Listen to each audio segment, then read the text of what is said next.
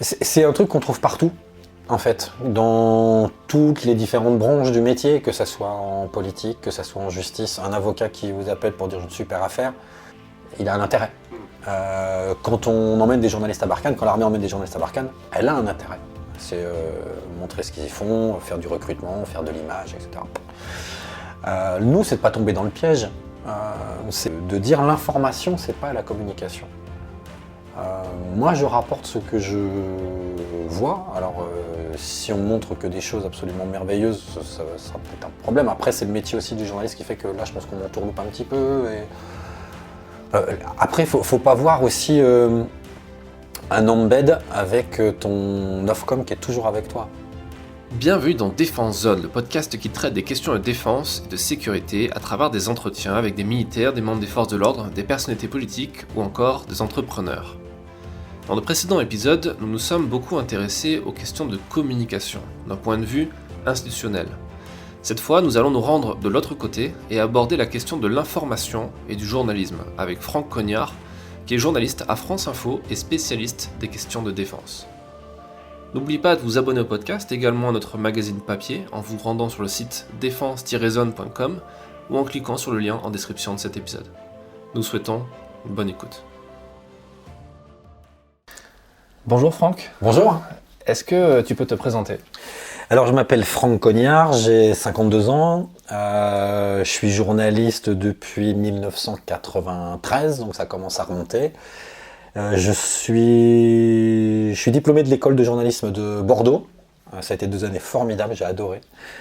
Avant, j'avais un petit parcours en fac. J'ai fait 3 premières années, donc ce qui n'est pas très glorieux. J'ai jamais été très scolaire. Et puis, mais j'ai toujours voulu faire journaliste. L'école de Bordeaux à l'époque prenait des gens un peu comme moi, qui avaient des parcours un peu chaotiques et qui étaient surtout motivés et pas simplement juste bien câblés scolairement. Et puis grâce à cette école-là, vraiment, c'est grâce à cette école-là où je vais depuis ce temps-là, je vais donner une semaine de cours tous les ans. Je considère que je dois leur rendre ça. Je suis rentré à Radio France. D'abord en pige, après en CDD entre 93 et 99. Et en 99, j'ai été CDIsé au service police-justice, donc le traitement des affaires judiciaires, des faits divers, des procès, que ce soit du banditisme, du terrorisme, enfin il y avait un spectre très large. Et j'ai fait ça pendant 15 ans. Après, je suis passé à la chefferie, donc je suis devenu rédacteur en chef, et pendant 3 ans, à France Inter, parce qu'on peut bouger beaucoup dans la maison, c'est Radio France qui chapeaute tout. Et c'était bien, mais ne voir que des journalistes pour leur commander des sujets, valider leurs sujets, etc. Au bout d'un moment, ça m'avait asséché et j'avais besoin de retrouver de l'enthousiasme et retrouver du terrain, en fait, parce que je suis reporter, comme on a tous commencé. Et puis dans un couloir, peu après que De Villiers est disparu du champ militaire macronien. Je croise un red-chef de France Info qui me dit: on est emmerdé, on n'a eu personne quand De Villiers, avec la bisbille Macron de Villiers, on n'a pas su comment faire, on n'avait pas de contact. Tu connais peut-être pas quelqu'un qui voudrait faire correspondant en défense, nous le poste nous intéresse. Et j'ai dit: cherche pas, moi. Et en septembre 2017, j'ai commencé comme correspondant défense, spécialiste défense, alors après les appellations, à France Info. Et ce qui était génial, c'est que j'avais donc 47 ans. Et à 47 ans, ça fait un super coup de pied au cul de dire je repars mais de zéro. C'est-à-dire que dans la base à militaire, il y a 0 nom, il y a 0 téléphone, il n'y a rien. Et donc j'avais pas d'héritage à assumer, j'avais rien. Et j'ai trouvé ça formidable, j'avais l'impression de redémarrer depuis le début. Et franchement, c'est une expérience qui était géniale. Ah, j'imagine. Ouais. Ça doit faire bizarre quand même de passer de rédac chef à... C'est un peu comme dans la hiérarchie militaire, c'est comme si tu étais un peu dégradé. Exact. Mais il y a des gens qui m'ont demandé quelle connerie j'avais faite pour devoir retourner sur le terrain, et pas du tout. Et moi je trouve que c'est une super richesse pour une boîte. C'est-à-dire que le fait de dire un jour je suis chef, je vois ce que c'est que la machinerie interne, mettre les mains dans le cambouis, ce que moi j'avais jamais fait avant, j'avais été que reporter. Et là, pouvoir voir un petit peu toute la complexité qu'il peut y avoir sur une grille d'antenne, savoir quel sujet on met et à quelle heure, et si on le met là, ça veut dire que un sujet un peu approchant, on peut pas le mettre là. Il y a toute une machinerie que je trouvais super. Et c'est génial de pouvoir faire ça, mais après de pouvoir redescendre sans que ça change grand-chose. Et c'est une vraie chance. Il y a pas on a moins cette notion de hiérarchie. Une fois qu'on est monté, on peut redescendre. Mais moi, j'emploie ce vocabulaire, mais même moi, il me correspond pas parce que j'ai pas le sentiment d'être descendu de quelque part. J'ai le sentiment d'avoir continué ma carrière de journaliste à Radio France. Et avec des postes différents. Mais après, ce qui est très agréable aussi, c'est que j'ai gardé le salaire que j'avais comme Red Chef, évidemment. Donc ça va. Mais sur le fait, je sais qu'il y a des personnes dans la maison, parce qu'on me l'a dit, hein, t'as dû faire une connerie ou n'importe quoi. Mais il y a des gens qui se disent, voilà, une fois que j'ai un poste avec un peu de pouvoir, je conçois pas de redevenir reporter de terrain. Moi, si je le conçois très bien, je suis pas tout seul à l'avoir fait, on est quand même pas mal. Et je sais pas, peut-être que dans 5 ans, je ferai encore autre chose, avec un autre poste, d'autres responsabilités, ou je sais pas. Mais c'est la richesse d'une maison comme Radio France, où on a à peu près 3500, 700, 800 journalistes, de pouvoir bouger et choisir un petit peu comment tu construis ton chemin dans le métier. Et c'est une chance formidable. Donc on n'est pas sur une hiérarchie pyramidale comme les militaires, ouais. Ça, c'est un peu la même logique qu'un officier qui aimerait, à qui le terrain manque et qui aimerait revenir un petit peu au... Ouais, mais c'est pour ça qu'il y a des... Je crois qu'il y a des... Il y a aussi des capitaines, quelques-uns qui doivent pas vouloir faire l'école de guerre pour pas pouvoir monter, rester capitaine, pour être sûr de pouvoir quand même retourner faire du terrain. J'en ai pas rencontré beaucoup, j'ai dû en rencontrer 2 en 5 ans qui ont à peu près ce profil-là. Mais je comprends à un moment, quand on fait un métier comme toi aussi, enfin toi, si on te privait du terrain, tu serais malheureux. Ça serait compliqué. Moi, j'ai beaucoup aimé ces 3 années de chef, mais il me manquait vraiment quelque chose. Mais vraiment, c'était au bout d'un moment, je voulais voir du monde, je voulais voir autre chose, je voulais voir du pays, je voulais voir autre chose que 8h, 20h devant mon bureau, mon ordinateur, mon casque, à écouter les reportages des autres et à me dire ouais, ça c'est pas mal, ça faut le faire refaire, ou ça c'est super, etc.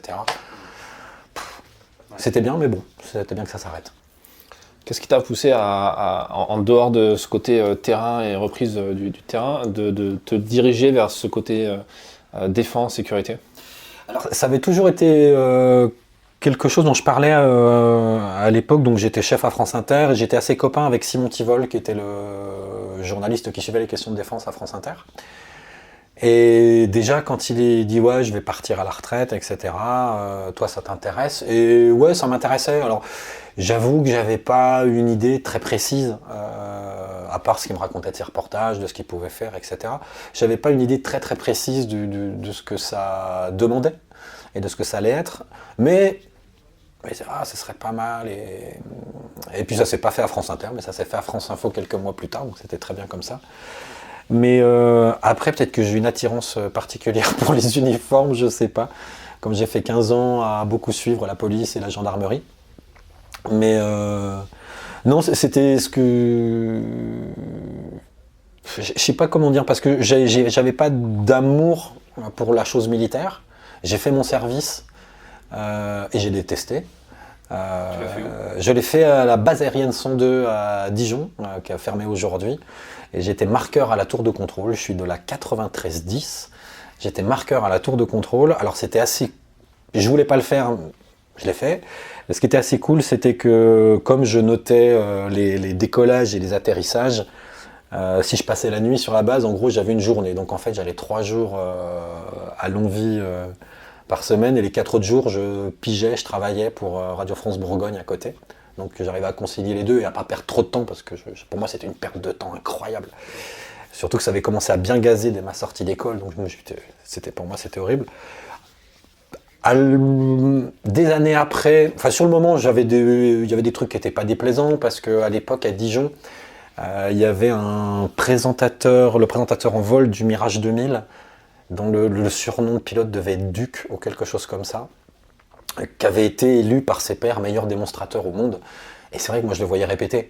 Donc je le voyais faire des passages bas avec son 2000 comme ça, ras la tour. Enfin c'était un truc de gamin quoi. Et il y avait ça. Après sur la base aussi on faisait d'autres choses. Hein. Moi j'ai donné des cours un peu d'alphabétisation. Sur le moment je me rendais pas compte. Et en fait c'est des années après où je me suis dit finalement là t'as fait un truc qui était peut-être pas trop mal en fait, en aidant des mecs à rédiger des lettres, je sais pas, pour le boulot, pour leur nana et tout ça. Mais sur le moment, ça me paraissait une corvée. Et l'univers hiérarchisé, très normé, ça m'énervait un peu, j'aimais pas trop.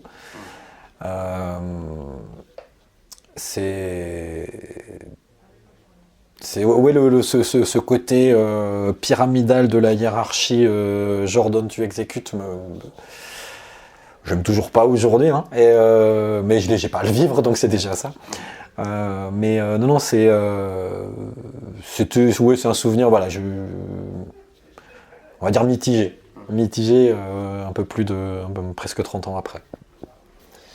Tous les deux, on s'est rencontrés pendant un stage organisé par la DICODE au SNEC, un endroit que connaissent pas mal les militaires, parce que c'est là où ils partent ramasser pendant quelques semaines. Ouais. Et on a fait un stage tous les deux à destination des journalistes qui partent en zone compliquée. Et on avait échangé là-bas sur les relations entre les militaires et les journalistes. Toi, c'est un truc que tu connais puisque tu le vis au quotidien. Est-ce que tu peux nous dire comment toi tu perçois la chose, la relation, et comment elle est perçue de l'autre côté, à ton avis? Alors, moi j'ai une chance dans la relation que j'ai avec l'entité ministère des Armées, quels que soient les endroits, c'est que, alors là c'est pas moi, mais c'est mon média. J'appartiens à une radio qui compte. Donc, quand je demande quelque chose, on a tendance à le prendre en considération, évidemment. Plus que... Il n'y a pas de mépris, mais plus qu'un journal régional local. Encore que ça change un peu d'ailleurs. Mais, aucun journaliste indépendant, par exemple. Aucun journaliste indépendant, ouais. Évidemment, moi, quand j'arrive, je suis à France Info. Mes sujets sont repris par Inter et par Culture. Donc oui, potentiellement, on se dit, il peut toucher des centaines de milliers, voire des millions de gens. Plus le web, par exemple, le site web de France Info, c'est le premier site d'information journalistique en France, c'est devant Le Monde, devant Le Figaro, etc. Donc, j'ai un poids, qui n'est pas le mien, qui est le poids qui m'est donné par la radio. Donc moi, j'ai des relations, on va dire, plutôt simples.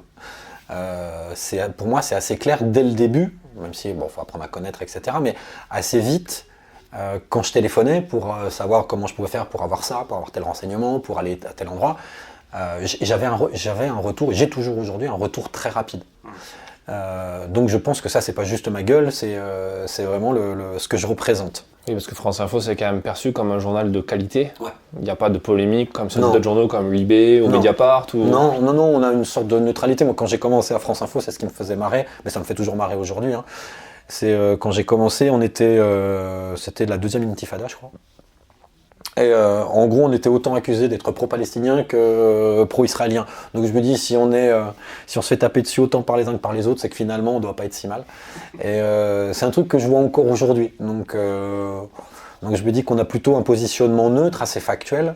Moi, ce qui est applicable à chacun dans la rédaction, mais c'est vrai qu'on n'a pas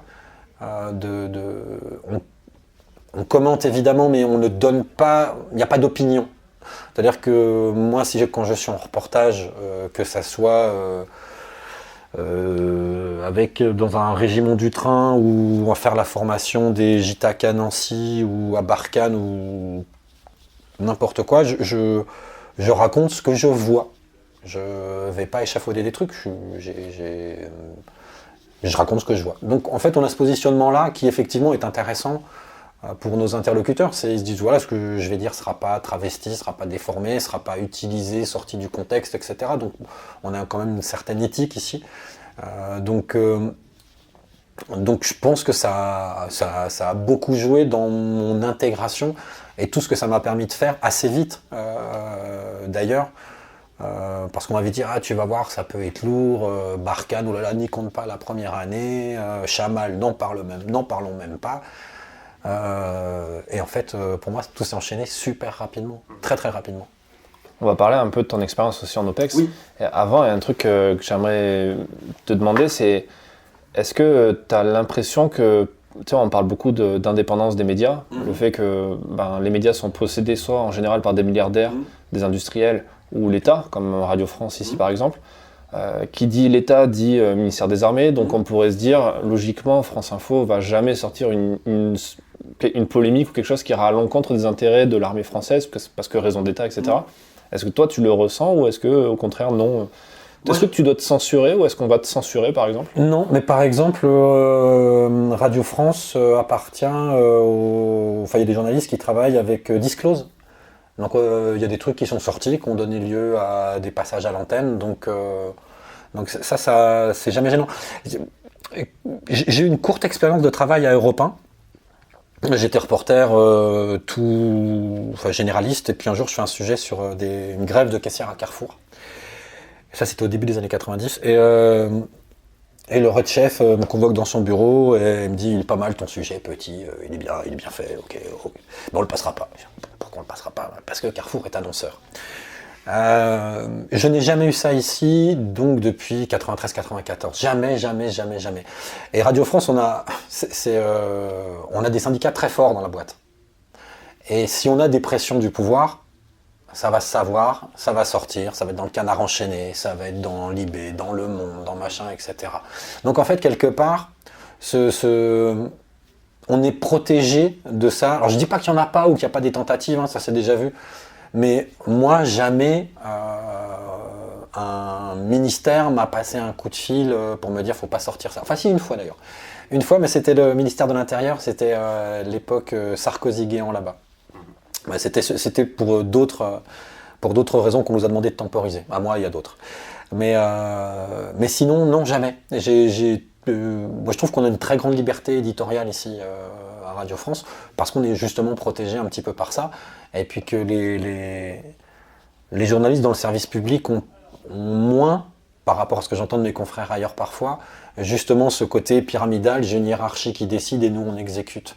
C'est-à-dire qu'un directeur d'information ici ne pourra pas nous dire c'est comme ça, tu dis ça. Moi, je ne l'ai jamais vu.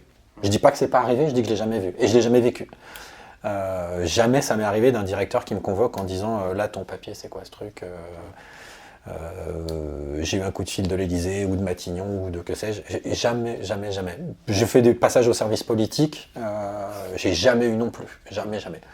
Donc, Parce que tu vas peut-être pas assez fort ou... Peut-être. Mais après, moi, Est-ce que tu as l'impression de t'auto-censurer sur certains trucs? Auto-censurer, je dirais pas ça. Je dirais que je fais peut-être un peu plus gaffe dans le domaine mili. Parce que c'est vrai que j'avais assez peu de notion de ce qu'était la sécurité opérationnelle avant. Et je conçois que ça soit important. Donc oui, il y a des choses qu'on peut me dire que je ne vais pas forcément sortir tout de suite, mais je faisais déjà un peu pareil avec les flics. C'est-à-dire qu'il y a des fois des flics qui vous racontent des histoires parce qu'ils ont envie qu'elles sortent, et puis qui vous disent « Ah ça, dis-le pas trop, c'est pas le moment, etc. » Il y a une notion de ne pas se faire griller, de ne pas griller. Je ne vais pas me griller mes contacts, donc j'ai tendance à accepter ce genre de truc, surtout si je trouve qu'encore une fois, la raison derrière est bonne. L'exemple Guéant-Sarkozy, c'était quoi, 2002, 2003, peut-être un petit peu plus. C'était un groupe terroriste, entre guillemets, qui se faisait appeler AZF, qui demandait une rançon à l'État pour ne pas poser des bombes sur les voies de chemin de fer, et notamment sur la ligne Paris-Toulouse. On était peu de temps après l'explosion de l'usine AZF, donc ça résonnait, etc. Et on avait tous, via des flics, enfin les journalistes qui suivaient l'actualité de la police, on avait tous ce truc, ils sont sur la piste, il y a ce truc-là, on n'avait pas tous les éléments, mais on avait déjà un bon aperçu. Il y avait un groupe qui faisait chanter l'État, voilà. Avec chantage à la bombe. Et c'est là que je reçois, c'est la première fois qu'il m'appelle directement, Claude Guéant, qui dit voilà, « Monsieur Cognard, bonjour. Vous devinez pourquoi je vous appelle? Bah non, je vois pas bien, excusez-moi, mais bon, je sais que vous êtes au courant de ça, vous avez peut-être pas tout, mais voilà, je fais le tour des journalistes qui suivent l'actualité policière à Paris, je vais vous demander cette affaire de la garder un petit peu, 3-4 jours. On est sur leur piste, on veut les arrêter, on va les arrêter, mais il ne faut pas les alerter. Donc, ce que vous savez, gardez-le. Donc il a fait le tour comme ça, Europe, RTL, etc., tout le monde. Moi, évidemment, je n'ai pas pris la décision tout seul. J'avais un chef de service qui est un des garçons les plus brillants avec qui j'ai bossé, qui est Mathieu Aron. Enfin, pour moi, c'est mon mentor. Et il me dit, bah, t'as raison, on va pas faire ça. Imagine, ils n'arrivent pas à les choper. Il y a une bombe qui pète, tu vas te sentir bien, toi, ou pas? Non, je me sentirais pas bien. Donc on garde, on dit rien. Et c'est la seule fois où j'étais confronté vraiment à je dis pas, etc., etc. C'est vraiment c'est le truc qui m'a le plus marqué. Il se trouve que la Dépêche du Midi a brisé cet embargo, que les mecs n'ont pas été chopés, que c'était un truc un peu merdeux, c'était un truc un peu de merde. Mais sur le moment, franchement, dans l'ambiance des années qui suivent le 11 septembre, on n'était pas tranquille. Donc voilà, il y avait ça, mais pour en revenir à ta question, s'il y a censure, oui, elle est perso. C'est de dire non, ça c'est peut-être un peu trop... Je sais pas, on sait tous par exemple où est la base de la TF Sabre au Burkina. Tu as pu y aller? Non. Bon, moi j'ai pu y aller. Je n'ai pas donné la localisation exacte. Enfin, pour moi, ça fait partie des choses. Est-ce que c'est de la censure? Est-ce que, je sais pas, on peut l'appeler comme on veut. Alors peut-être que c'est pas bien, mais la localisation exacte, elle a dû sortir 1 ou 2 fois, mais elle est jamais reprise quand on parle de sabre. On parle peu de sabre, mais. Elle est où la localisation? C'est à côté de Ouagadougou. Ah ouais, d'accord. C'est en sortant à droite là. Voilà. D'accord. Sur une emprise burkinabé, des très joli endroit d'ailleurs, qui a été très bien aménagé par les. On mange bien. Ah, pas mal. Alors, ça vaut pas. Ça vaut pas Niamey? C'est ce que j'allais dire, voilà, ça vaut pas Niamey. Ça vaut pas Niamey. Bon, Niamey, c'est le 3 étoiles militaire. En termes de gastronomie, il y a toujours des glaces, c'est ça qui est bien. Il y en a à Gao maintenant. C'est vrai qu'il y en a à Gao. Ouais. C'est vrai qu'il y en a à Gao, mais elles sont toutes molles, alors que l'armée de l'air conserve mieux ses glaces que l'armée de terre. C'est bien, les gens vont penser que les gens sont en vacances là-bas. Oui, c'est ça. C'est ça, ouais. Bon. Et donc tu t'es pas freiné, mais est-ce que c'est aussi peut-être par... tu te sens patriote? Ouais, moi je me sens patriote. Alors, cette notion de patriotisme, elle est très compliquée à définir aujourd'hui parce que... Est-ce qu'elle est compatible avec une objectivité journalistique? Est-ce que c'est compatible? Alors ça, c'est un autre truc, mais c'est le point que tu soulèves est juste. C'est-à-dire que je me ssens patriote, je me sens français, je suis très fier d'être français. Je voudrais pas être américain, par exemple. Je suis très fier de mon pays, j'adore mon pays. Je suis pas... Le problème, c'est que le patriotisme a beaucoup été récupéré par l'extrême droite, ce qui est à 1000 lieues de moi. Mais je me sens patriote, ouais, je me sens français. Moi, j'aimais beaucoup cette ligne théorique, un peu tracée par Chevènement, sur ce que peut être un patriotisme un peu de gauche. Voilà. Je me sens assez proche de ça. C'est-à-dire que j'ai pas de... Je crache pas sur la France, quoi. C'est un très beau pays. Regardons-le dans cette période compliquée de Covid. On s'est vacciné gratuitement, c'est pas le cas partout. On se fait tester gratuitement, ce qui n'est pas le cas partout. Il y a un an, je sais pas combien c'est aujourd'hui, mais en Allemagne, pour se faire tester, c'était 80 €, etc. Donc on est dans un pays quand même qui est assez beau, qui a pas mal de choses très très bien, qu'on occulte parfois, mais on est les premiers à râler sur nous-mêmes. Et après, alors, est-ce que sur la notion d'objectivité, moi je ne suis pas objectif. Je réfute cette notion journalistique. Je lui substitue la notion d'honnêteté. Quand j'ai commencé, ça devait être en 94-95, c'était à Dijon. Je fais la tournée des flics, qu'est-ce qui s'est passé, etc. C'était l'époque où on avait encore un peu de temps, il n'y a pas les réseaux sociaux, on prenait le temps d'aller boire le café pour aller, qu'est-ce qu'il y a eu comme fait diff, qu'est-ce qu'il y avait comme affaire, etc. Puis je deviens pas copain, mais sympathise avec un vieux flic. Le mec, bonne bedaine un peu à bière, le major qui arrivait en fin de carrière, etc., qui dédaignait pas le Ricard à l'apéro, mais très sympa, on discute bien. Et puis un jour, on parle de cette notion d'objectivité. Moi, je sortais d'école il n'y a pas très longtemps, j'étais encore l'objectivité, à porter la plume dans la plaie et tout. Et il me dit l'objectivité, c'est de la connerie. Et je lui dis pourquoi ? Il me dit regarde, tu prends un accident de la route avec un délit de fuite. Tu as 10 témoins.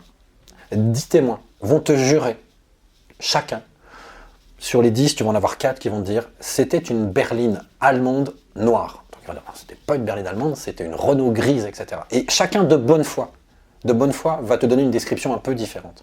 Ce que je veux dire par là, c'est que notre regard, le regard de chacun, il est différent. Le tien est différent du mien. On va être sur le même endroit, on sera pas forcément, notre œil, notre regard journalistique sera pas forcément attiré par les mêmes choses. Moi, ça m'est arrivé de travailler en équipe avec des gens ici sur des grosses opérations. Je m'aperçois que j'avais un camarade, Sébastien Baer, il a un putain d'œil pour accrocher un détail que moi j'avais pas vu. Pourtant on était au même endroit, on a bénéficié du même temps, etc. Moi il y a des choses que je verrai que l'autre ne verra pas. Donc c'est pour ça, la notion d'objectivité elle me paraît très vague et je préfère cette notion d'honnêteté. C'est-à-dire que je suis capable de défendre ce que je raconte. Je suis capable de défendre tout ce que je mets à l'antenne. De dire voilà pourquoi j'ai écrit ça, voilà pourquoi j'ai dit ça. J'ai pu me tromper. Peut-être que je me suis trompé. J'ai peut-être fait une erreur sur telle affaire. Je me suis peut-être gouré sur ce point-là. Ouais, mais je l'ai fait entre guillemets de bonne foi et honnêtement. Je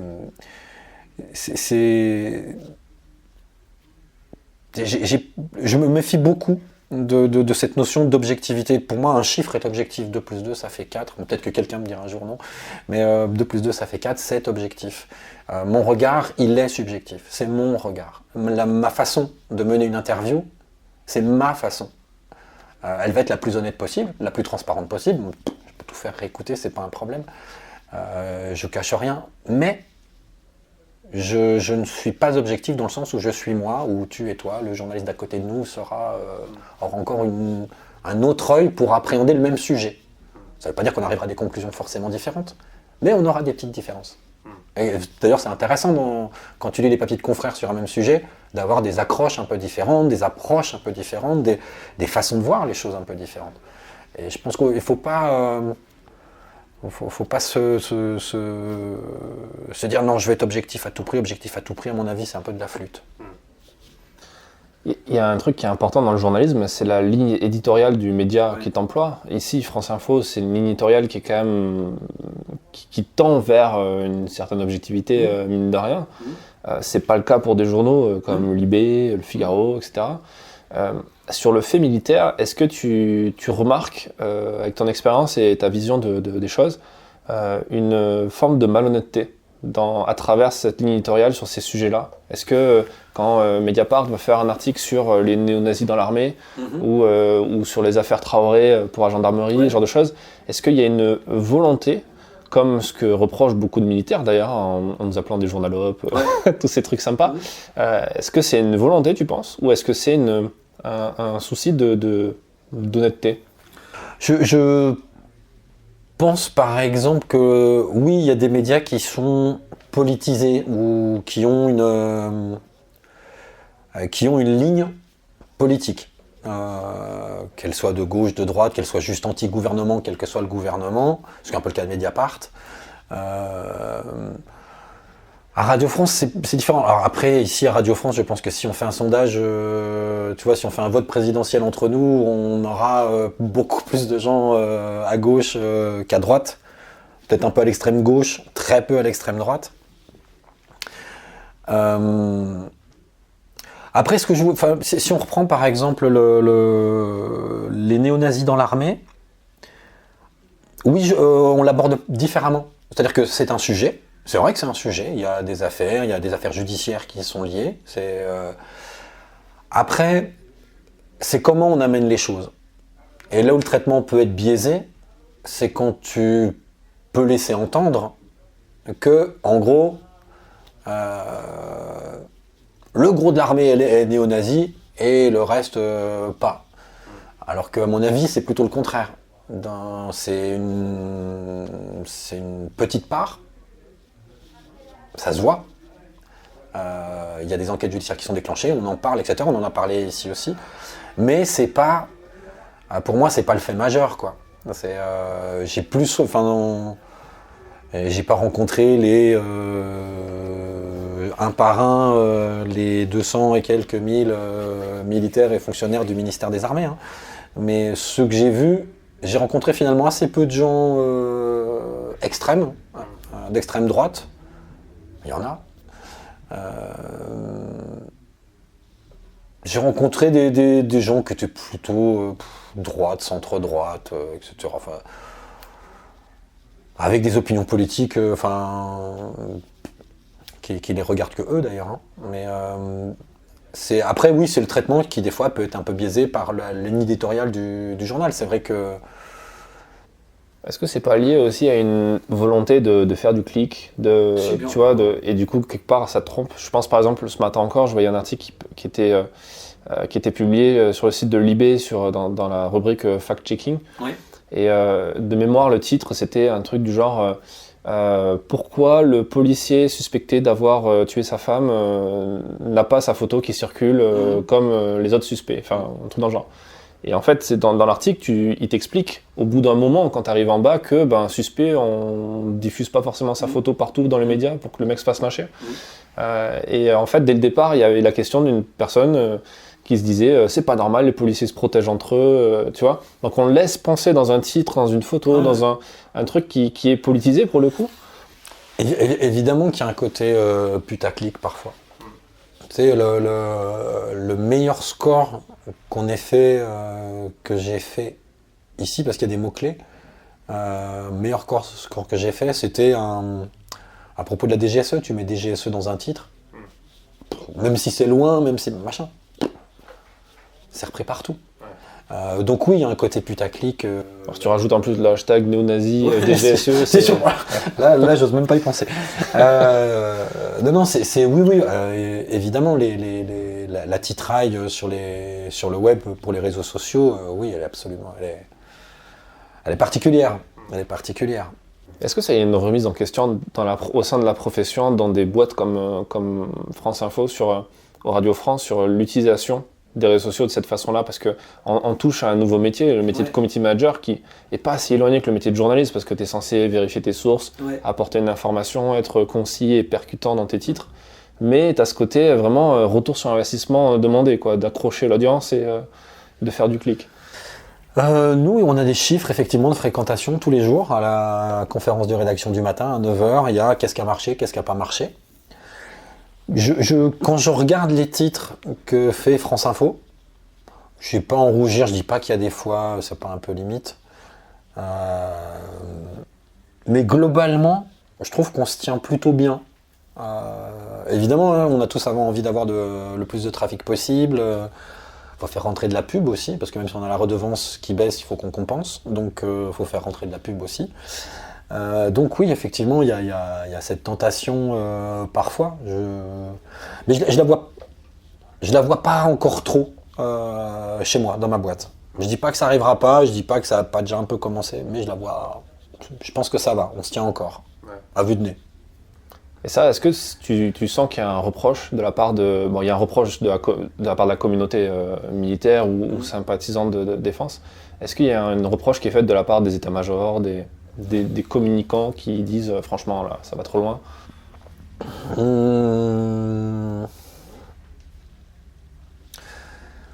Oui, mais faut toujours voir le côté corpo. C'est-à-dire que si un journaliste de Radio France est attaqué parce qu'il a fait une connerie, le premier réflexe, ça veut dire putain, pourquoi cette histoire elle sort, putain, c'est dégueulasse parce qu'il était quand même sympa, etc., etc. On va avoir un réflexe humain, un réflexe corporatiste de se protéger un peu entre nous. Après, ça va passer. Mais globalement, on a tous un peu ça. Notre communauté, entre guillemets, est attaquée. C'est un réflexe humain. On a envie de la défendre. Même si le mec, parfois, est indéfendable. Voilà. Donc, je peux comprendre parfois le sentiment, la rancœur que peuvent éprouver certains militaires. Mais après, c'est pareil. Je comprends sur certains points que ça leur pose problème et que le cas Nordal-Lelandais. Il a fait 2 ans, c'est ça, 3 ans militaire. Il est toujours présenté comme le militaire, l'ancien militaire maître chien. Il a quoi? Il a la quarantaine, je crois, à peine maintenant, un peu moins. Ça a été 3 ans de sa vie, c'est rien. Globalement, à chaque fois qu'il y a un taré qui est arrêté et qui l'ancien militaire, ça sera ancien militaire dans le titre. Ouais. Ou ancien policier. Ouais. C'est alors que si le mec était plombier, on le dira pas forcément l'ancien plombier trucide sa femme, quoi. Même si c'était un bon plombier. Non, oui, il y a une injustice vis-à-vis de ça, vis-à-vis de ces corps, de ces professions qui sont censés être exemplaires. Ils sont là pour nous protéger. Ils sont là pour protéger, pour servir. Donc forcément, quand il y a un déviant, on va se focaliser là-dessus. Nordal-Lelandais, oui, il reste à vie maître chien, alors qu'il a fait je sais plus combien de petits boulots avant et après. Donc, mais il restera le maître chien militaire. Ouais. Et ça, très honnêtement, t'as beau faire circuler le message, moi ça m'est arrivé parce que, après en avoir discuté, je crois que c'était avec Barbry d'ailleurs, à l'époque, l'ancien patron de l'Emacom, et qui disait quand même, le Landais, etc.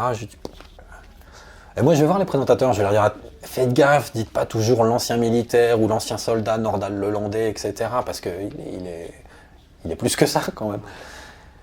Et ils font gaffe 1 fois, 2 fois, puis après le pli est repris, puis c'est dans toutes les dépêches, et puis c'est dans tous les papiers, donc c'est dans tous les trucs, donc au bout d'un moment tu dis bon ok, allez, on bâche.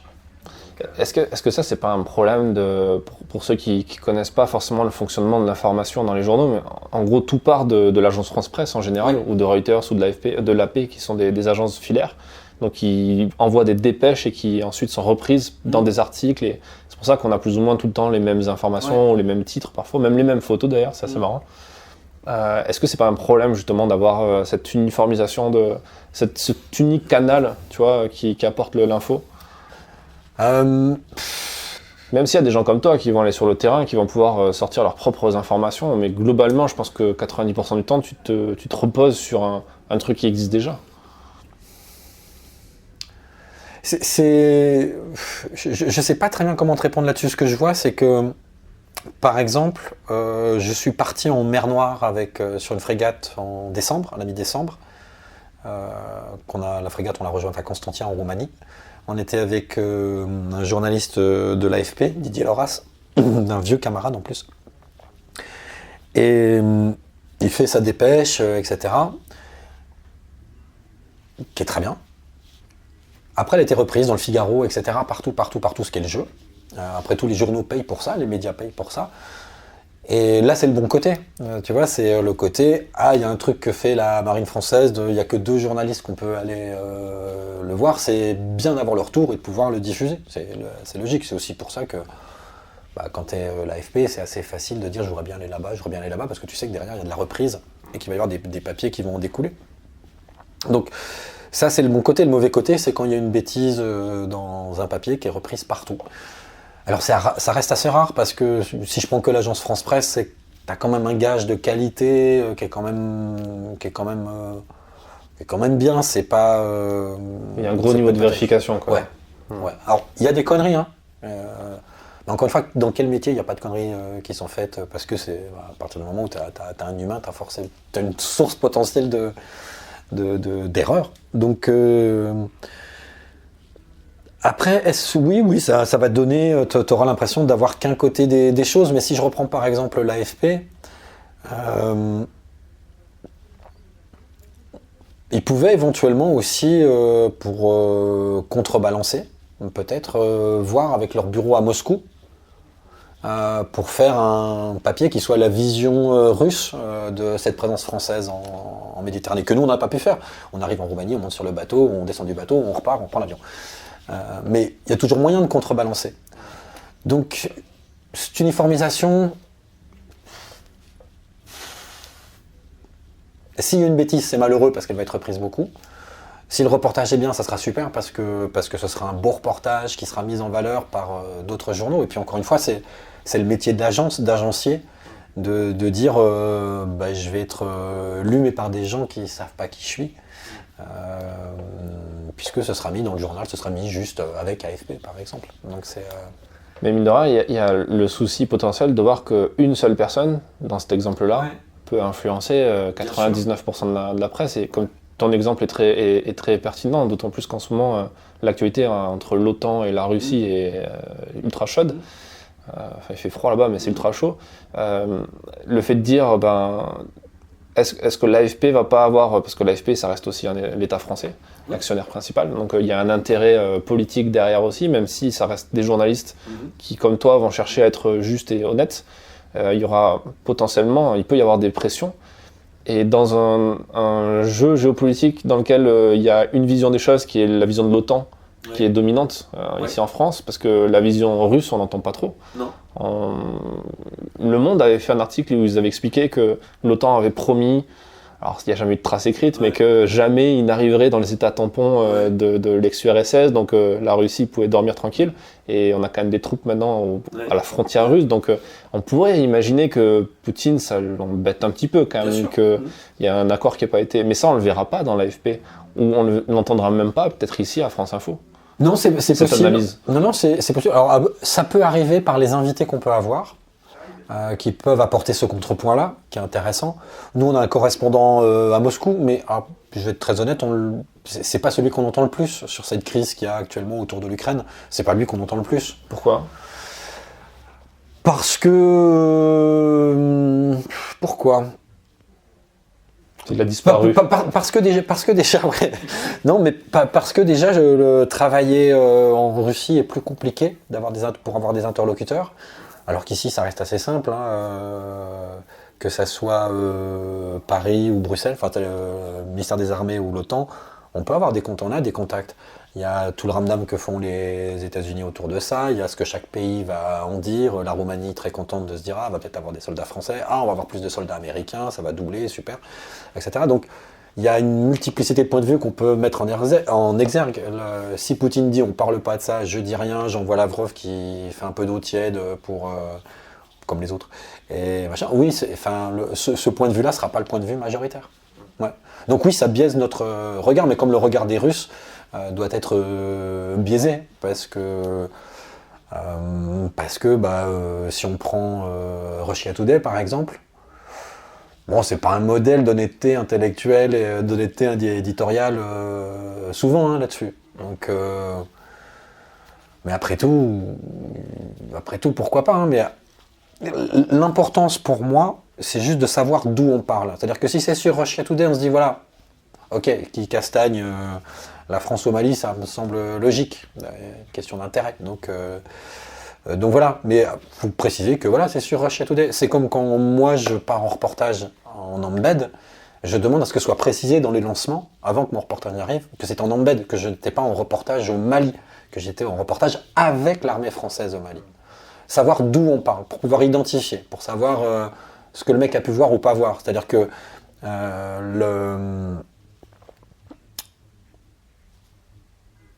tu peux pas être à la fois à Thessalite à faire un reportage sur le désengagement et puis dans l'heure qui suit faire un grand truc comme si tu avais tout ce qui se passait à Bamako. Tu vois, il y a un moment, voilà, t'es quelque part, tu racontes ce que tu vois quelque part. Et puis tu as un angle précis. Tu t'intéresses à l'armée française en tant qu'acteur de ce sujet et tu vas pas t'occuper forcément des mecs en face. Non, parce que je les vois pas. Je les vois pas. Moi, je ne, si je te le dis brutalement comme ça, mais je n'ai jamais causé avec un djihadiste ou estampillé comme tel au Mali, au Niger ou au Burkina. Bon, peut-être que je le savais pas quand il m'arrive de parler avec des gens du coin, mais mes principaux interlocuteurs sont pas les gens du coin, que je vois assez peu, que je vois quand il y a des patrouilles dans des villages, que je vois quand il y a pour les villageois ou quand il y a des échanges, des interactions avec l'armée malienne. Mais c'est pas ce que je vois le plus. Ce que je vois le plus, c'est le travail des soldats français. Un embed, c'est particulier. Hein. Tu sais que tu vas pas avoir grand-chose parfois. Tu arrives à Niamey, après tu repars sur Gao, après tu vas sur Ménaka, tu vas sur là où tu es censé aller. Mais tu es dans une bulle. Tu es dans une bulle mini. Ouais, ça fait un peu tour opérateur où tu as les destinations qui sont déjà faites pour toi, tu as un guide touristique qui est après, l'officier presse. Alors après, on peut les bouger. On peut les bouger. Par exemple, moi j'étais censé, quand je suis parti, c'était les 15 premiers jours d'octobre au Mali, avec Barkhane. J'étais censé monter à Tessalit et de faire Tessalit-Gao avec le convoi routier qui descendait. C'était ce qui était prévu. Il se trouve qu'un convoi, j'en avais déjà fait un. Et en arrivant à Tessalit, je suis tombé sur un officier, un capitaine, qui était super bon client, on va dire des choses comme ça. On fait un tour du camp dans sa P4, j'ouvre le micro, le mec il me raconte, mais naturellement, comme dans une conversation entre des gens qui se connaissent depuis longtemps, et pas de langage mili, pas d'acronyme, pas de trucs incompréhensibles pour le béotien que je suis et l'auditeur qui est encore plus béotien que moi là-dessus. Donc le mec super, mais je me dis non, le sujet il n'est pas le convoi, quoi. Le convoi on a déjà raconté, déjà fait. Bon, après il y avait un truc un peu égoïste, c'est... Tu veux faire un autre truc? Faire un autre truc, et puis franchement, c'est les vabs à 60 degrés où tu peux pas voir grand chose et tout, c'est long. Et surtout que même pour nous, journalistes, moi je peux même pas monter mes sons, je peux pas monter mes sujets, je peux pas travailler à l'intérieur, entre le bruit, enfin. Mais. Et alors là par contre, ouais, j'ai passé des coups de fil pour dire non, je vais pas redescendre avec le convoi, je sais que c'est chiant, hein, parce qu'il faut que vous réorganisiez derrière. Je mesure, hein, c'est compliqué. Il y avait un côté qu'on pouvait interpréter comme caprice, mais qui pour moi n'en était pas un. C'était vraiment, moi j'étais jamais allé à Tessalit en plus, et vous racontez l'histoire de ces 80 derniers Français qui voyaient partir le convoi et qui allaient rester eux encore un bon mois avant de transmettre. Et je trouvais que c'était génial. Il y avait un côté désert des Tartares un peu, quoi. Il y avait ça. Et puis les interlocuteurs étaient très bons. Donc tu te dis, mais sans déconner, est-ce que je vais refaire le même sujet que j'ai déjà fait? Parce que un convoi, c'est un convoi. Voilà. Et plutôt que de raconter cette histoire que j'avais pas racontée. Et je suis arrivé à faire bouger les choses. Et sur Takuba aussi, sur la même mission, j'arrivais à faire bouger les choses. Parce qu'on nous envoie, avec mon camarade de Libé, Pierre Alonso, nous envoie à Ménaka pour faire du Takuba, la vitrine. Et en fait, avec de telles restrictions de ce qu'on peut prendre en photo pour lui, de ce que je peux enregistrer pour moi, tu dis, les gars, j'ai un souci, parce que Takuba, pour moi, là, pour l'instant, ça se résume au général français qui commande Takuba. Je fais pas un sujet avec ça, parce que ça, je peux le faire, je passe un coup de fil, ça va aussi bien, quoi. Hein, Et donc, il me faut des étrangers, il faut des Maliens aussi, puisque c'est un peu pour eux, quand même, à la base. Et ça, on est arrivé à le faire bouger en cours de alors qu'on était déjà là-bas. Donc, je me dis, il y a un côté effectivement tour opérateur, très machin, vous prenez tel avion à telle heure. Bon, dans les faits, il y a tellement d'avions et tellement de trucs qui sont retardés que ça bouge tout seul de toute façon. Mais on peut arriver à faire bouger les choses sur place. Enfin, en tout cas, j'avais trouvé une écoute. Le fait est que ça a marché, donc je pense qu'il j'avais de bons arguments aussi, je trouve, honnêtement. C'est Takuba s'il n'y a que le général français qui parle. Ouais. C'est sûr. Surtout en ce moment où on enregistre ce podcast, Takuba est en train de prendre des dimensions un petit peu non prévues, je pense. Ouais, il n'y a pas grand-chose qui était prévu, ce qui pose d'ailleurs une vraie question. Parce que si je ne me trompe pas, on n'a jamais vu venir le premier coup d'État au Mali, à l'été 2020. Oui, 2020.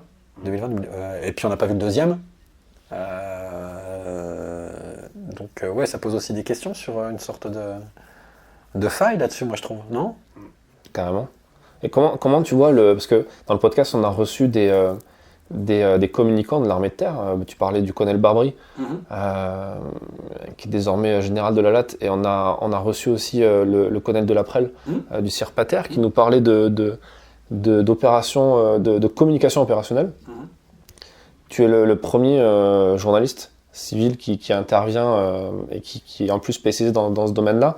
Donc c'est l'occasion de te demander, toi, quelle est ta vision des choses, entre la différence que tu vois entre la communication et le journalisme, et même au-delà de ça, l'imbrication qu'il peut y avoir des deux, dans le sens où un communicant se sert du journaliste, bien sûr, et le journaliste se sert du communicant pour atteindre ses objectifs qui ne sont pas forcément les mêmes. Comment toi tu analyses cette situation-là? C'est un truc qu'on trouve partout, en fait, dans toutes les différentes branches du métier, que ça soit en politique, que ça soit en justice. Un avocat qui vous appelle pour dire une super affaire, il a un intérêt. Quand on emmène des journalistes à Barkhane, quand l'armée emmène des journalistes à Barkhane, elle a un intérêt. C'est montrer ce qu'ils y font, faire du recrutement, faire de l'image, etc. Nous, c'est de pas tomber dans le piège. C'est de dire l'information, c'est pas la communication. Moi, je rapporte ce que je vois. Alors, si on montre que des choses absolument merveilleuses, ça sera peut-être un problème. Après, c'est le métier aussi du journaliste qui fait que là, je pense qu'on m'entourloupe un petit peu. Après, faut pas voir aussi un embed avec ton Ofcom qui est toujours avec toi. Il y a des moments où on a des séquences où on peut discuter de façon un peu plus vraie. Alors, c'est pas le premier jour, c'est pas le deuxième jour. Mais petit à petit, après, c'est juste que les soldats, les sous-officiers, les officiers, voient que, par exemple, tu te plains pas parce que t'as pas de douche, ou que t'es tombé encore sur le même carton de ration, ou que, etc. Si tu râles pas, si tu vis comme eux, si tu l'acceptes, si tu passes pas ton temps à dire oh là là, qu'est-ce qui fait chaud, c'est nul, je voudrais prendre une machin. Les gens vont voir que tu es comme eux, et ils vont venir te parler, te raconter des trucs. Donc, et hors Ofcom, alors moi je sais même pas si je devrais le dire, mais à Tessalit, j'ai pu rester un petit peu de temps sans Ofcom, parce que l'Ofcom était parti sur le convoi avec mes camarades. Ah, belle manœuvre, tu t'es débarrassé de l'Ofcom en même temps de rester sur... Ah, c'est fort ça. Ouais. Et franchement, c'est là que tu te dis, est-ce qu'il y a vraiment besoin d'Ofcom ? Moi, je me pose la question, vraiment. Il y a plein d'opérations militaires dans les années passées qui se passaient sans Ofcom. Les journalistes arrivaient, on disait tu vas avec telle section, là avec telle section, etc. Je pense que la plupart des militaires, alors, pas 100%, mais une énorme majorité, sont très conscients du métier qu'ils font, des risques qu'il y a, etc. etc. Oui, et puis quelqu'un qui a été validé pour arriver au milieu à Tessalit, normalement, il y a quand même un filtre qui a été fait à l'entrée. Ouais. T'as montré le pass, quoi. Ouais, les mecs, ils sont pas... Enfin, la plupart sont quand même un peu bien câblés. Je te dis, du militaire du rang au sous-off, ils vont pas raconter de conneries, ils vont pas mitonner. Donc, ils savent à peu près les clous dans lesquels ils sont. Enfin, ils ont 6 mois de préparation opérationnelle avant et la communication en fait partie. Si vous avez des journalistes, voilà comment vous comportez, voilà ce qu'il faut dire ou pas dire, etc. Donc, ils savent un petit peu. Puis, encore une fois, c'est pas des abrutis, quoi. Donc, les mecs... Oui, puis quand bien même quelqu'un sortirait un truc débile, le journaliste n'était pas là pour retransmettre exactement le truc. Moi, je me suis arrangé, enfin moi je dis toujours, parce que la première fois que je suis parti à Barkhane, l'Ofcom qui était avec moi a interrompu une interview pendant que je la faisais. Donc ça a crispé le mec. C'était franchement pas grave, hein, c'était pas un truc sécops en plus, mais je sais plus quoi, c'est un peu comme quand on leur demande les mecs à les faire chier, à aller mettre un t-shirt réglementaire pour la photo alors qu'il fait 60 degrés, etc. et qu'ils n'ont pas la bonne tenue.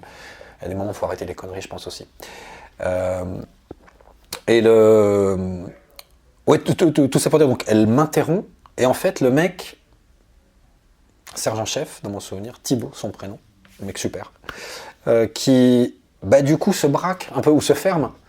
Donc en fait ce qu'il était en train de me dire sur son ressenti humain de ce qu'il avait vécu, sur un convoi, l'IED qui touche le canon devant lui, qui blesse, qui tue personne mais qui blesse, et puis qu'après quand il voit les cieux, enfin son ressenti, la nuit tu dors à la belle étoile, tu te prends des pélos sur la tronche, qui me raconte ça. Si l'autre derrière lui rappelle fallait pas le dire comme ça, faut pas dire ça, tu fais non. Et depuis, moi, chaque fois que je suis avec un Ofcom, le premier jour quand on se présente, je dis voilà ce que je vous demande, c'est vous ne m'interrompez jamais. Et jamais pendant que je fais une interview. Si vous êtes dans le coin, vous avez une oreille qui traîne, très bien. Vous notez, vous dites là il y a un passage qui me semble litigieux, on le réécoute ensemble, et je peux le supprimer et ne pas le monter, c'est pas un souci. Mais jamais vous n'interrompez. Parce que je pense que c'est souvent... Ça peut brider, en fait, ce que les gars ont envie de dire, donc ils ont tendance inconsciemment à se mettre dans les clous de l'armée, donc à parler avec un langage méli, plutôt que comme s'ils étaient chez eux, rentrés depuis 15 jours, à boire des canons avec des potes et à raconter ce qu'ils ont fait. Moi, je cherche plus ça, je cherche plus le côté humain que le langage méli, quoi, qui m'intéresse pas, qui est incompréhensible. Je me fais l'avocat du diable, non pas que l'Ofcom n'est le diable, mais j'ai pas dit ça. Non.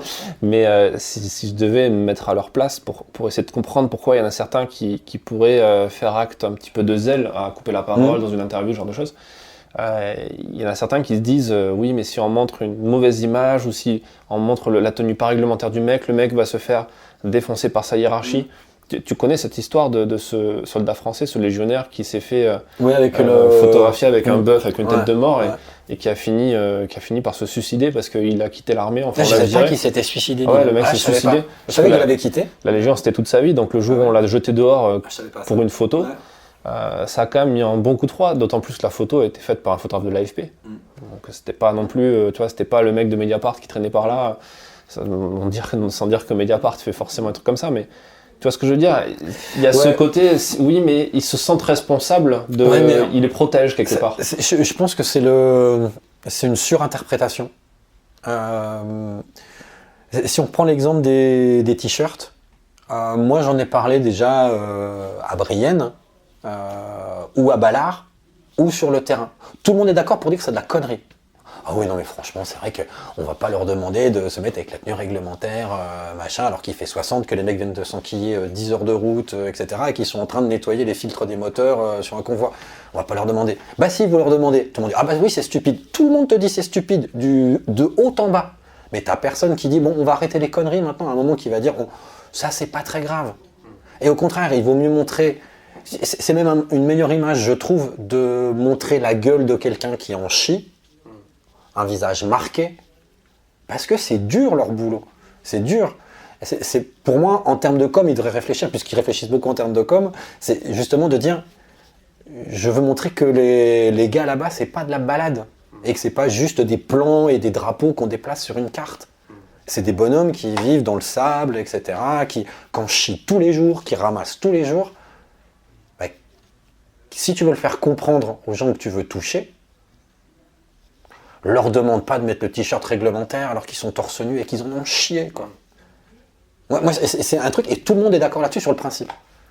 C'est vrai que quand tu es sur le terrain, ça m'arrive à Pantin, j'étais sur Barkhane juste après toi, là, enfin avant toi du coup, et à un moment je faisais une photo des mecs en train de faire leur lessive, tu sais, quand tu vas commencer en BOAT en plus, donc...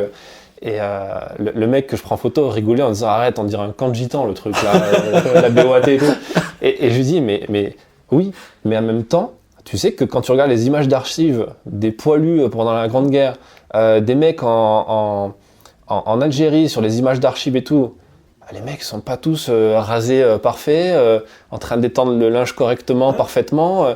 Et en plus, le pire, c'est qu'aujourd'hui, tu vas au musée de l'armée, il y a des iconographes, des gens qui recherchent ces photos-là. Pour eux, c'est un trésor de montrer comment était le soldat à l'époque. Il y a Édouard Elias qui avait contribué à l'enrichissement de ce fonds photo avec ses photos de Centrafrique, qui sont passées dans le numéro de Défense Zone, d'ailleurs, le numéro 4 de mémoire. Je fais une petite pub comme ça au sein du podcast. Toujours les deux. Et dans ces photos en Centrafrique, tu vois le mec en train de dormir dans l'herbe, de se doucher. Alors tu vois pas le mec à poil sur la photo, mais tu le devines, tu comprends qu'il est sur le terrain, il prend une douche de fortune avec des bouteilles d'eau, et c'est ça la vie, la vraie vie que forcément un communicant ne va pas vouloir montrer parce qu'il a peur que ça soit dévalorisant. Mais je pense qu'il y a beaucoup ça dans l'armée en fait, c'est que chacun a peur de se prendre une chasse par le niveau au-dessus. Donc en fait tu as tendance à tout bétonner, à dire que tout soit dans les clous. Et pour moi, c'est une erreur. C'est une erreur de montrer l'armée telle que les hauts gradés voudraient qu'elle soit vue et l'armée telle que l'opinion publique voudrait la voir plus. C'est-à-dire plus en vérité. Et on est plus près de la vérité du soldat. Quand il est, je te dis, moi ça m'avait marqué cette histoire-là, en train de passer à la soufflette le radiateur de son camion qui vient de s'enquiller 10 heures, torse nu avec un short un peu graisseux, machin, etc. Enfin, je trouve que ça parle plus que de le voir avec une tenue propre, etc. Tu dis pas non, parce que c'est même pas possible. Et pour le coup, même si je réfléchis en termes de com, je pense que c'est contre-productif. Mais bon, après c'est mon avis. C'est que le mien. Et le tien, Fred, de Défense Zone, faisons un point de pub. Bien placé, bien placé. Parlons un peu du SNEC et de ce stage qu'on a eu la chance de faire ensemble. Et d'ailleurs, on en a reparlé il n'y a pas longtemps à Ballard. Et c'est un truc qui est censé se refaire. Est-ce que tu peux nous en parler, nous dire concrètement en quoi ça consistait et qu'est-ce que toi tu as appris là-bas ? Moi, j'ai appris beaucoup de choses personnelles et professionnelles.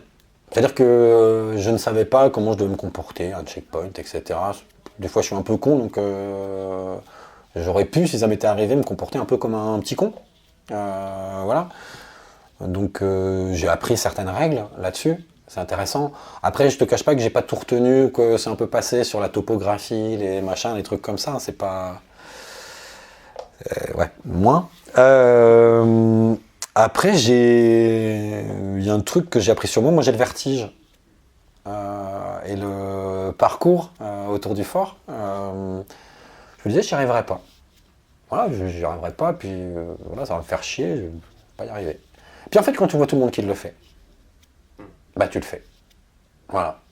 Et je trouve que ce que ça m'avait montré, ce qui m'a marqué, c'est que on était une vingtaine de journalistes, si je me souviens bien, à peu près. On a été bien essorés physiquement. C'était intéressant, c'était formidable, mais on était bien essorés. Et je trouve qu'ils ont réussi à faire avec une vingtaine d'individus qui ne se connaissaient pas, qui étaient de médias différents, de médias concurrents, de cultures différentes, tout ce que tu veux. Ils sont arrivés à faire de nous un pseudo-groupe en 5 jours, 5-6 jours. C'est-à-dire que la dernière montée qu'on fait vers... je me rappelle plus comment ça s'appelle, c'est pas Mont-Louis, mais c'est la dernière montée là, dans la brume qu'on fait le dernier jour. Ouais, c'est quoi le nom du spot, mais c'est pas loin de Mont-Louis. Ouais. Quand il y en a qui disent ouais, on va foutre le sac dans le camion montera, etc. Puis quand il y en a qui gueulent derrière le non, c'est tout le monde avec le sac ou tout le monde sans le sac. Bah, je me dis, t'es arrivé à faire d'individus complètement différents, à faire quelque chose qui commence à ressembler à un groupe. Et j'ai trouvé que c'était une vraie force. Parce que c'était pas gagné à la base. Surtout quand tu commences à foutre des... La plupart, on est citadins. Le premier soir, on arrive... on dort dehors. Ah, mais fait froid là quand même, tu vois, c'est... C'est vrai qu'il y en a qui n'étaient pas prêts. Ouais, je te dis, j'étais pas prêt non plus. Ouais, j'étais vraiment pas prêt. Après, j'ai bien aimé. Il y a des moments compliqués. Alors même si, encore une fois, ce qu'on vit nous par rapport à ce que vivent les commandos qui passent vraiment au SNEC, nous, c'était un petit peu gentil, voilà. Hein. Mais ce qu'on vit, on peut le dire sur la prise, la prise d'otage. Ouais. On peut le dire. Bon, on peut le dire. Sur la prise d'otage, il faut rester vague, justement. Ouais. Bon. Bah, on apprend des choses sur soi, sur les autres, sur des trucs, sur voilà, sur c'est en plus, moi ça faisait pas très longtemps, j'ai dû faire le SNEC, ça faisait 4 mois que j'avais commencé, donc il y avait des trucs en plus, même très matériellement, je savais pas, une mine, je voyais à peu près à quoi ça ressemblait, mais j'imaginais pas qu'il y avait autant de types, entre guillemets, je mesurais pas les effets réels d'une cartouche, d'une balle de Kalash par rapport à une balle de FAMAS, par exemple. Mais c'est des trucs tout cons, mais qui, quand tu fais ce métier-là, bah, sont quand même utiles à savoir. Oui, puisqu'on a appris par exemple à désarmer, à mettre la sécurité sur une arme, à comprendre ce que c'est les effets de balistique, les plaques balistiques, les protections. C'est vrai que c'est vachement intéressant. Mais, un exemple idiot qui nous a servi ici, c'est que moi j'ai découvert à cette occasion-là que le Kevlar avait une durée de vie, les protections. Et que celles qu'on avait ici, par exemple, étaient super contre le 9 mm, mais que contre le 7,62, elles étaient totalement inefficaces. Donc on a fait changer les gilets pare-balles qu'on a ici en dotation. Ouais. Avec les catégories de plaques. Voilà, absolument. Donc déjà rien que ça, c'est utile, par exemple. Donc non, il y a moi j'ai trouvé que c'était super, je regrette que ça soit tombé en désuétude et que ça passe un peu dans le privé. Parce que déjà c'est beaucoup plus cher pour les rédacs. Et puis je pense que quand tu es amené à évoluer dans un univers militaire, un univers de guerre, bah, le mieux c'est d'être avec ceux qui la font le plus, quoi. Et, je me rappelle dans l'avion, on déconnait avec un camarade, on se disait c'était super, c'était crevant, etc. On était essorés encore une fois, mais t'as vécu la même chose, hein, mais tu t'es dit aussi, je suppose, tiens, ce serait bien s'il y avait un niveau 2 maintenant à passer, quoi, un truc comme ça. Donc non, vraiment très utile. Avec des périodes, avec des moments aussi touchants, émouvants, enfin prenants. Je pense à Edouard Elias. La façon dont il se déshabille devant nous pour aller nous raconter des choses très profondes sur lui, hein, qui était... il s'est pas donné le beau rôle toujours. dans ce qu'il raconte. Mais j'ai trouvé, pour moi, c'était une semaine plus qu'intéressante, humainement riche. Et puis on s'est bien marré aussi quand même, mine de rien. Mine de rien. Pour ceux qui ne connaissent pas, Edouard Elias, c'est son histoire parce qu'il a été pris en otage par Daesh, c'était en 2011. Oui, en Syrie, avec Didier François et d'autres. D'Europe 1. Hein. Il raconte cette histoire notamment dans le podcast. Je refais une deuxième pub, tu vois, dans mon podcast, sur mon autre podcast qui s'appelle Photographe Pro 2.0, et il est passé dedans où il explique tout ça. Et c'est vrai que c'est touchant. Alors, il n'est pas entré en détail dans le podcast comme il l'a fait avec nous au steak. Ouais. D'ailleurs, il a demandé à ce qu'on n'en parle pas trop, de ce qu'il nous a dit dans le. Donc on va en parler maintenant. Voilà. Allez, bon, c'est ton moment. De toute façon, il n'écoutera jamais cet épisode. Là, s'il écoute, on lui passe le bonjour. Ouais. J'avais été très touché. Moi, je ne le connais pas personnellement. J'avais été très touché par ce qu'il a raconté, la façon dont il l'a raconté, la façon dont il nous a fait confiance tout de suite.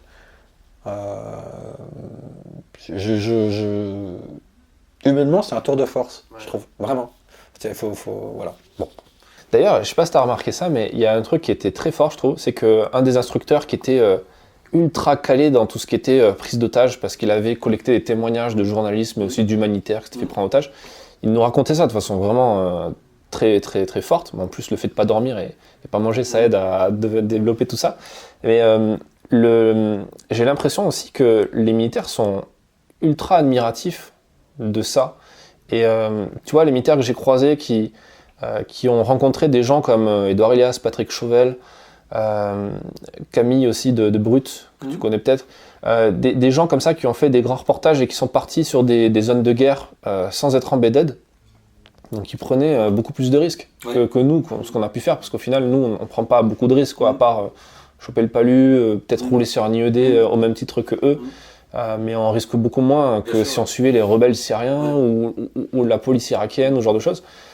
Et les militaires sont chaque fois que j'en ai parlé avec des gens, ils trouvent ça admirable et alors parfois complètement débile et fou. Et c'est vrai que n'importe qui pourrait se dire mais qu'est-ce qui te donne envie de partir dans une zone de guerre, risquer de mourir pour ramener des images, un son, une vidéo.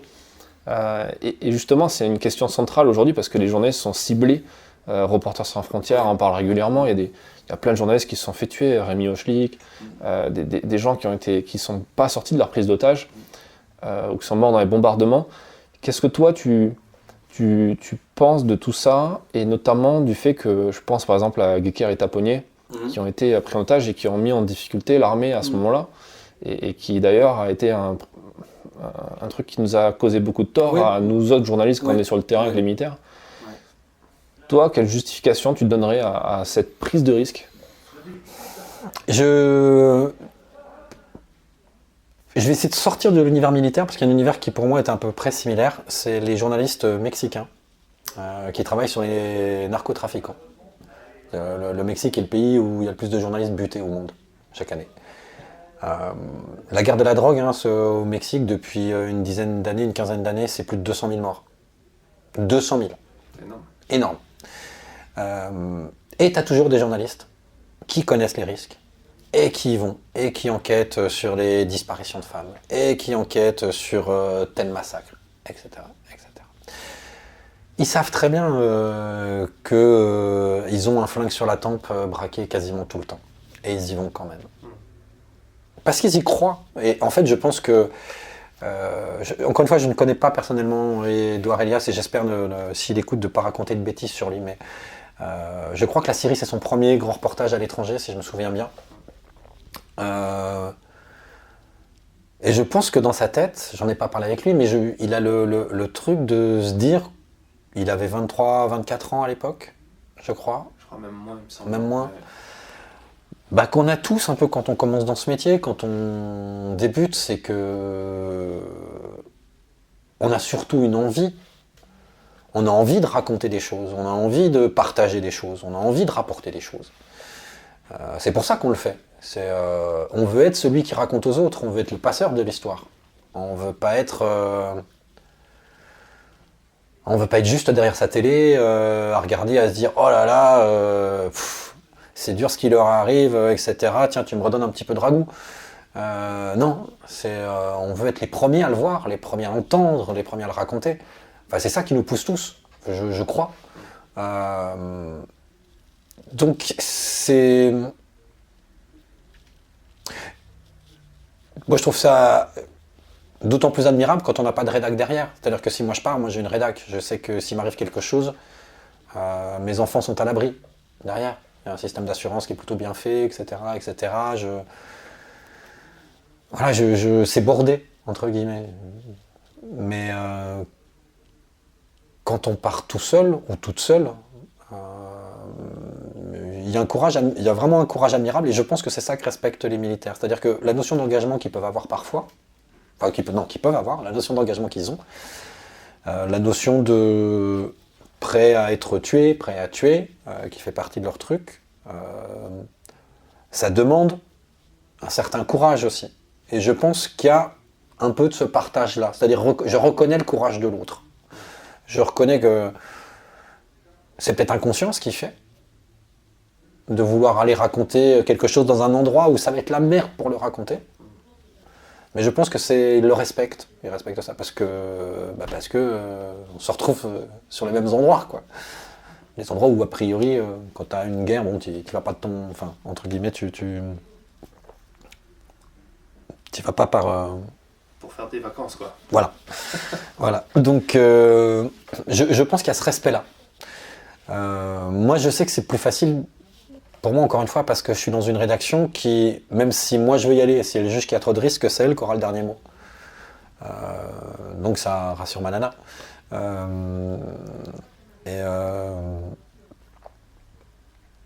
Mais je pense vraiment, oui, qu'il y a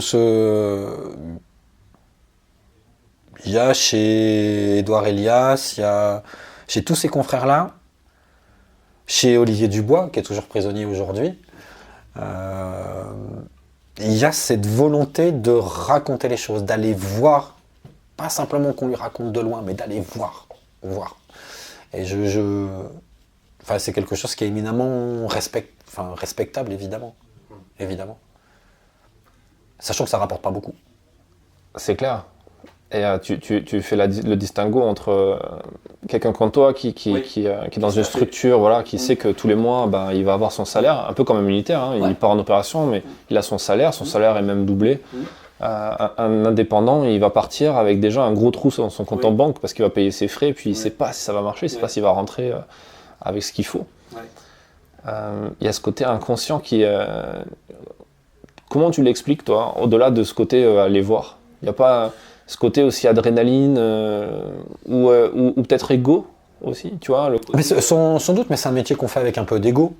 C'est-à-dire que toi, si tu vas chercher une photo particulière que tu vas te foutre un peu en danger pour la mettre, c'est parce que tu as envie de faire la belle photo, que ça soit toi qui la fasse, et pas le mec d'à côté, ou pas un mec qui viendra plus tard.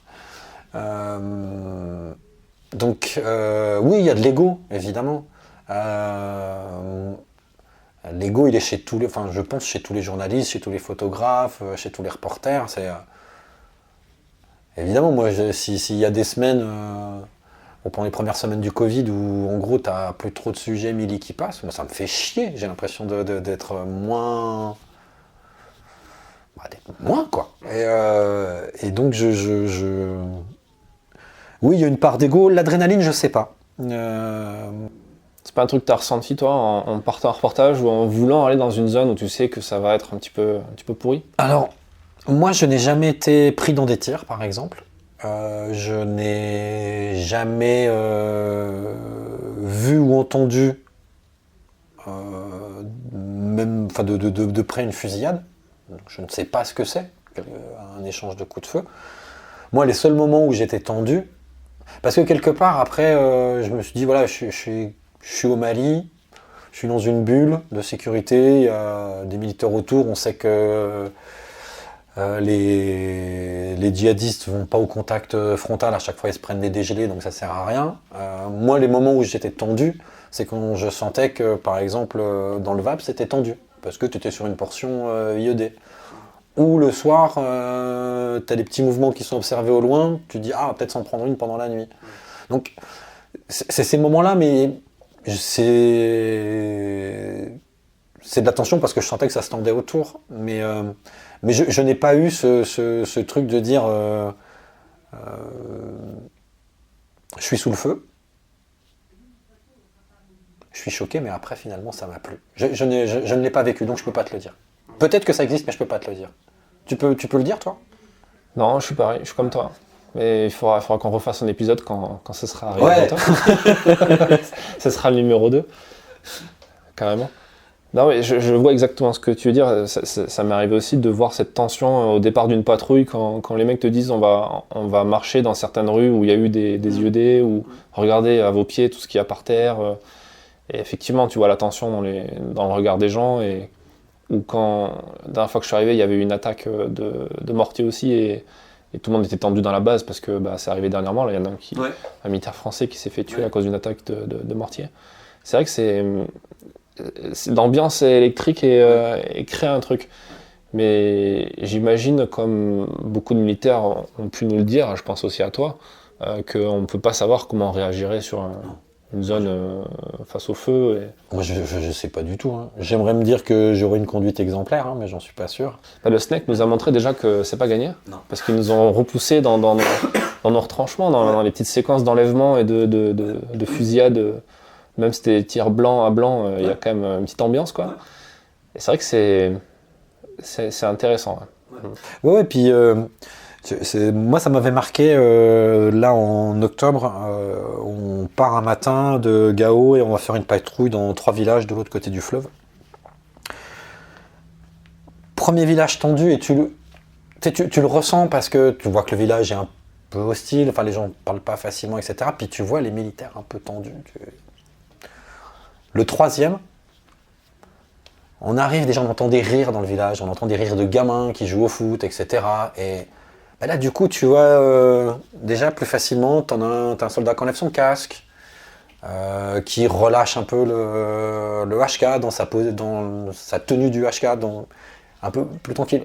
Et là toi aussi quelque part, parce que il y a un phénomène de mimétisme, t'es dans le rang, t'es avec eux, donc quelque part tu te dis bon là ça va être plus cool. Et c'est pas de l'adrénaline, c'est juste de la tension. Mais donc voilà, moi c'est plus par phénomène d'éponge que je me dis là ça craignait ou là ça craignait pas. En fait. Pour terminer cet entretien, parce que j'ai pas envie de te prendre plus de temps, parce que t'as quand même un peu de taf aussi. Oh, ça va. Ça va. Quel est le conseil que tu donnerais à quelqu'un qui aimerait se lancer dans le métier de journaliste spécialisé dans les questions de défense, même si c'est un peu une niche. Ouais, c'est une niche. Ouais. Si quelqu'un se disait, peut-être un jeune qui nous écoute, qui veut se lancer dans une école de journalisme, ou peut-être un militaire qui a envie de passer dans le civil et qui aimerait continuer un petit peu dans cette thématique-là, qu'est-ce que tu donnerais comme conseil ? S'il a envie, il faut y aller. Parce que de toute façon, c'est un métier, tu le sais mieux que moi presque, vu tout ce que tu fais aussi hors mili. Si tu le fais pas avec de l'enthousiasme, tu le fais mal. Donc, vaut mieux pas le faire. C'est un métier, si t'as pas envie de te lever le matin, puis quand tu suis les mili, des fois, te lever... ils se lèvent tôt, ils sont pénibles, ça. Ah, putain. C'est insupportable. C'est insupportable, faut qu'ils arrêtent. Arrêtez ça. Non, si tu te dis pas ok c'est chiant de me lever, mais je vais y aller et je vais passer une journée, puis je vais voir des trucs, je vais entendre des choses, etc. et je vais pouvoir les raconter derrière, et si t'as pas ça, faut oublier. En revanche, si tu te dis j'ai envie de le raconter, évidemment qu'il faut y aller. En plus, je trouve que l'institution est plutôt accueillante globalement, hein, il y a plutôt, on a tendance à essayer de te montrer les choses globalement. Alors ça va pas forcément aussi vite que tu le souhaiterais, c'est pas autant de fois que tu le souhaiterais, etc. Mais la défense en plus, c'est un domaine passionnant, mais pour plein de raisons, parce que tu fais du terrain en OPEX. Tu peux faire, tu fais de la... Parce que ça va aussi du plan famille jusqu'au dernier contrat industriel. Donc en fait, tu as un spectre de sujets qui fait que même s'il y en a qui te plaisent moins, globalement, tu vas quand même faire... Tu vas avoir un spectre assez large. Et c'est quand même bien pour nous nourrir intellectuellement, apprendre plein de choses, voir des gens différents, dans des horizons différents. Enfin, tu découvrir, je sais pas, la façon dont Dassault dessine, entre guillemets, le Rafale ou autre chose. C'est passionnant de voir ça. Un truc idiot, mais apprendre aussi comment marche un siège éjectable. Il y a plein de trucs à raconter, il y a plein d'histoires autour de ça à raconter. L'arrivée des petits équipements, des Glock par exemple dans les régiments, c'est super parce que les militaires t'en parlent facilement, puis ça veut vraiment dire quelque chose, c'est qu'ils n'ont plus les flingues tout pourris et tout moisis qui ont plus de 50 ans pour certains. Donc c'est important de raconter ça. Donc il y a plein de sujets en fait, plein de sujets qui vont d'un engagement très opérationnel à, je sais pas, l'arrêt de team pour la prospective, enfin voilà, faut juste pas que ça soit contraint. Je pense que cette niche-là, si on t'y met contraint et forcé, ça va pas le faire. En revanche, si t'as envie, tu te dis ouais. Puis globalement, moi je trouve que les gens sont plutôt sympas. Même plus largement dans le journalisme au final. Ouais. C'est quand même un bien truc. Sûr, ouais. Globalement, tu fais pas forcément ça pour l'argent, ni pour le confort de travail. Non, c'est vrai. Non, c'est vrai. C'est vrai. Non, c'est applicable à tout. Moi, j'avoue que si pendant 15 ans j'ai fait police-justice, c'est que ça me plaisait bien aussi, quoi. Raconter des histoires de truands, des histoires corso-marseillaises, enfin, c'est génial parce qu'en plus, après, on peut s'amuser sur l'écriture, on peut s'amuser sur le traitement de ce qu'on fait. Donc, c'est déjà c'est un beau métier globalement, à condition de vouloir le faire et d'avoir l'enthousiasme de se lever encore le matin. Et après, la niche défense,